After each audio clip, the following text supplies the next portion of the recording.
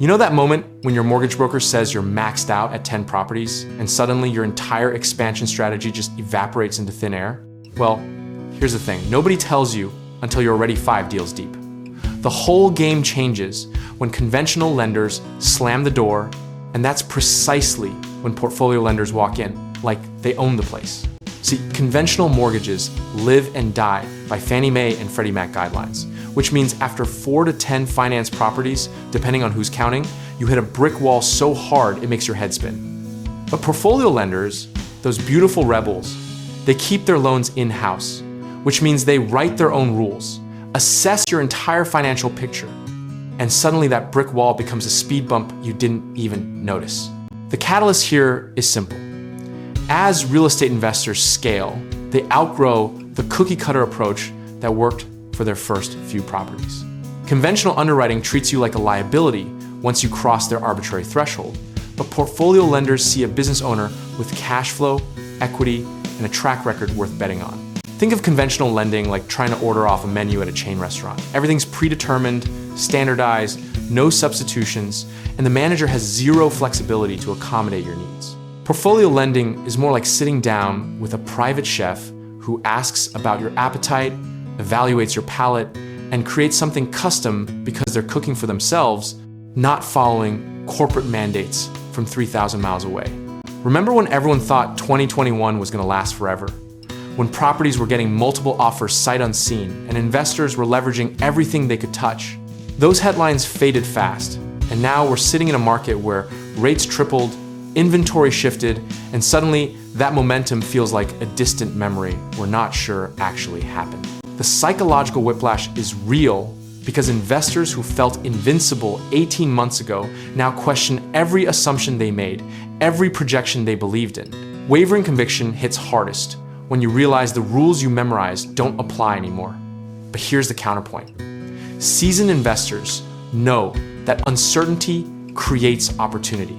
And portfolio lenders have been serving investors through every cycle, boom or bust, because they understand real estate in ways that algorithm-driven underwriting never will.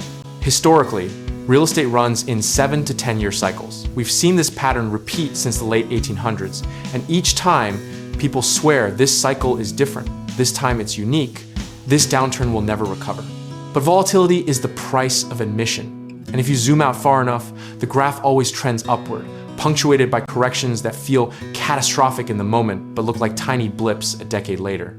I'll be honest with you, I missed the 2010 to 2012 buying window because I was paralyzed by fear, convinced the sky was falling, and I watched friends pick up properties for pennies that are worth fortunes today. That lesson cost me more than any bad deal ever could, and it taught me that humility and action beat certainty and hesitation every single time.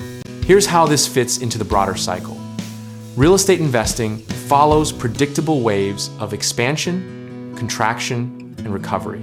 And portfolio lenders exist precisely because these cycles demand flexibility that conventional systems can't provide. The community knows this. Talk to any investor with a 20-year track record, and they'll tell you portfolio lenders saved deals when traditional financing failed, enabled growth when banks said no, and kept portfolios expanding when momentum mattered most. Now let's kill a misconception right here. People think portfolio lenders are sketchy or predatory, charging outrageous rates because they're the lender of last resort. The truth is, portfolio lenders charge slightly higher rates because they take on more nuanced risk, provide faster closings, offer custom terms, and evaluate deals that conventional lenders won't even touch that premium buys flexibility, speed, and relationship-based underwriting that actually makes sense for serious investors. Here's what history teaches us. Investors who sat on the sidelines, waiting for perfect conditions, missed the best opportunities, while those who acted with disciplined strategy, moderate leverage, and strong fundamentals built wealth regardless of market timing. The lesson isn't to be reckless, it's to be rational, to size positions appropriately, to understand that no one rings a bell at the bottom or the top, and to recognize that portfolio lenders give you the tools to keep building when everyone else hits pause. The practical playbook is straightforward. Establish relationships with portfolio lenders before you need them. Understand their criteria. Maintain strong reserves, keep your personal finances clean, and treat your real estate operation like the business it actually is. Discipline beats conviction every time, because conviction without discipline is just gambling with extra steps. And portfolio lenders reward investors who demonstrate process, consistency, and risk management over gut feelings and market timing. What matters most isn't whether you catch the perfect entry point or predict the next cycle, it's whether you have the systems, relationships, and financial discipline to execute when opportunities appear. Portfolio lenders change underwriting by seeing the whole investor, not just the isolated deal. And that perspective transforms how you can scale, pivot, and build wealth through real estate over decades, not just market cycles.